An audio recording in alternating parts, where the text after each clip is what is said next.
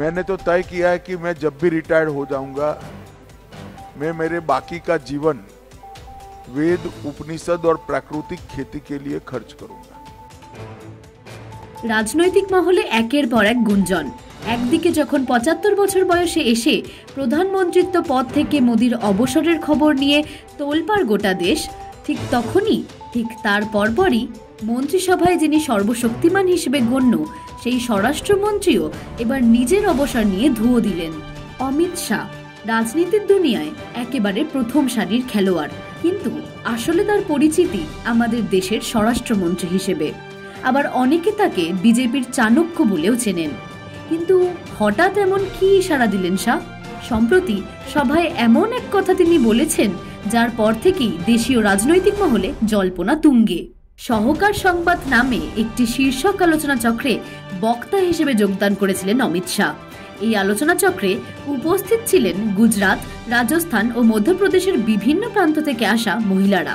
আলোচনার মাঝেই প্রশ্ন ওঠে তার মন্ত্রিত্ব পরবর্তী জীবন নিয়ে, আর তারপরই সর্বসমক্ষে তিনি তুলে ধরলেন নিজের জীবনের এক অন্যরকম ছবি। অমিত শাহ বললেন, অবসরের পর আমি বাকি জীবনটা উৎসর্গ করব বেদ, উপনিষদ আর প্রকৃতিকে। আরও জানালেন তিনি, ইতিমধ্যেই নিজের খামারে তিনি জৈব চাষ শুরু করেছেন। তার মতে রাজনৈতিক সারে চাষ করা শস্য থেকেই শরীরে নানা রকমের রোগের সৃষ্টি হয়। তিনি আরও বলেন, রাসায়নিক সারই ডায়াবেটিস, ক্যান্সারের মূল কারণ। প্রাকৃতিক পদ্ধতিতে চাষ করলে শুধু শরীর ভালো থাকে না, ফলনও বাড়ে। मैंने तो तय किया है कि मैं जब भी रिटायर्ड हो जाऊंगा, मैं मेरे बाकी का जीवन वेद, उपनिषद और प्राकृतिक खेती के लिए खर्च करूंगा। ये प्राकृतिक खेती ये इस प्रकार का एक वैज्ञानिक प्रयोग है जो कई प्रकार के फायदे देता है। उत्पादन बढ़ता है। मेरे खेत पर मैंने प्राकृतिक खेती अपनाई है। आज मेरे उत्पादन में लगभग 1.5 गुना बढ़ोतरी हो चुकी है। आपके खेत में ज्यादा बारिश आएगी तो पानी बाहर चला जाता है ना, जाता है या नहीं जाता है? बोलिए ना, जाता है ना। अगर प्राकृतिक खेती आप करोगे तो एक बूंद पानी बाहर नहीं जाएगा, अंदर उतर जाएगा। क्यों? क्योंकि प्राकृतिक खेती करने के साथ ही केचवे बनते हैं। केचवे मतलब गुजराती में अरसिया कहिए ना આપણે।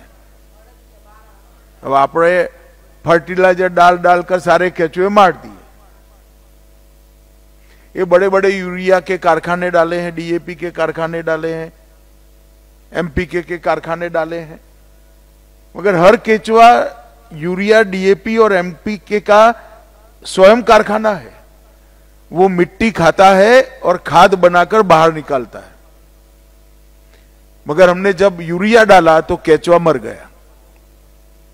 देसी गाय के गोबर से जो बहन जी ने प्रयोग किया है, जीवामृत और पेस्टिसाइड्स भी उसी में से ही बनते। सिर्फ इतने आपको 5 प्लास्टिक के पीप खरीदना है बस। और एक देसी गाय में 21 एकड़ का खेती हो सकता है। 21 एकड़ का सिर्फ एक गाय में। और गुजरात में तो गाय के जो देसी गाय पालेगा, प्राकृतिक खेती करेगा, गाय के रख रखाव के लिए 900 रुपया उसको सरकार देती है। आपके नाम पर चेक ही आ जाएगा 900 रुपये का। इससे आपका उत्पादन भी बढ़ता है, खाने वाले की सेहत भी अच्छी होती है, धरती भी हमारी अच्छी हो जाती है, पानी का भी बचाव होता है। सभी प्रकार से प्राकृतिक खेती हमारा फायदा करता। তবে রাজনৈতিক জীবনের প্রসঙ্গ একেবারে এড়িয়ে যাননি স্বরাষ্ট্রমন্ত্রী। তিনি জানান, যখন স্বরাষ্ট্রমন্ত্রী হলাম সবাই বলেছিল দায়িত্ব অনেক, কিন্তু যখন সমবায় মন্ত্রকের দায়িত্ব পেলাম আমার মনে হয়েছিল প্রকৃত সেবা করার সুযোগ। যদিও কবে অবসর নিচ্ছেন বা আদেও এই মুহূর্তে অবসরের চিন্তাভাবনা আছে কিনা সেই বিষয়ে কিছু খোলসা করেননি অমিত শাহ।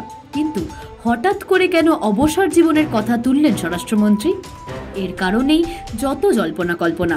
তবে তার কথায় এটাও স্পষ্ট, রাজনীতির পাশাপাশি তিনি খুঁজে পেয়েছেন এক শান্ত সরল জীবনের রাস্তা, যেখানে আছে ধর্ম, চাষ আর প্রকৃতির প্রতি ভালোবাসা।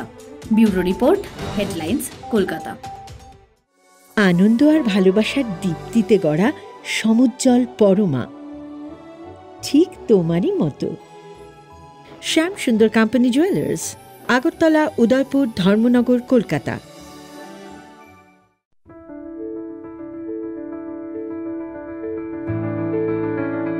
बाबा, मैंने एक बहुत अच्छा मैट्रिमोनियल वेबसाइट देखा। हेडलाइंस त्रिपुरा बीए बंधन, बिल्कुल हमारे जैसे परिवारों के लिए बना है। ओ बीए बंधन, नाम तो सुनने में ही भरोसेमंद लग रहा है। क्या खास है इसमें? यहाँ सब कुछ पारंपरिक अंदाज में है। सिर्फ वेरिफाइड प्रोफाइल्स और हर जाति भाषा के हिसाब से सर्च भी कर सकते हैं। अरे वाह, अब जमाना कितना बदल गया है। हमारे जमाने में तो पड़ोसी ही रिश्ते लाते थे। बाबा, अब पड़ोसियों की जगह इंटरनेट ने ले ली है। अच्छा, मुझे भी दिखाओ जरा, तुम्हारी माँ को भी बताना पड़ेगा। देर न करें, आज ही रजिस्टर करें।